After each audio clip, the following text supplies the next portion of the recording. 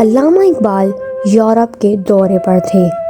ایک روز شام کے وقت ایک پارک میں بچوں کو کھیلتے دیکھ کر لطف اندوز ہو رہے تھے۔ اچانک ان کی نگاہ پارک کے کونے میں بیٹھے ایک ایسے بچے پر پڑی جو پڑھائی کر رہا تھا۔ علامہ اقبال کو حیرت ہوئی، کیونکہ وہ بچوں کی فطرت سے بخوبی واقف تھے، اس لیے بچے کو پڑھتا دیکھ کر انہیں ذرا تعجب ہوا۔ انہیں عجیب لگا کہ ایک ایسا بچہ اس ماحول میں پڑھ بھی سکتا ہے۔ انہیں یہ بچہ کچھ ایکسٹرا آرڈنری لگا۔ وہ اٹھ کر اس بچے کے پاس گئے اور اس سے بولے، کیا آپ کو کھیلنا پسند نہیں؟ بچے کے جواب نے انہیں حیران کر دیا۔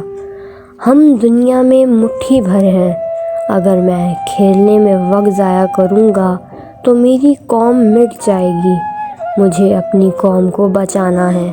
علامہ، آپ کس قوم سے ہو؟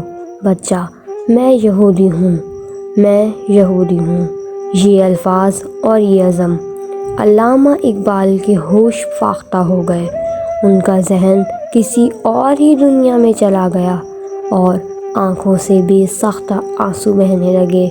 وہ یونان، اسپین، مصر، ایران کی فتح کی کہانیوں سے لے کر ان کو گنوا دینے تک کی وجوہات کا سفر کرنے لگے۔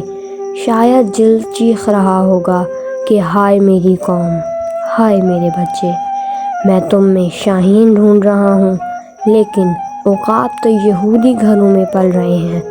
حقیقت خرافات میں کھو گئی، یہ امت روایات میں کھو گئی۔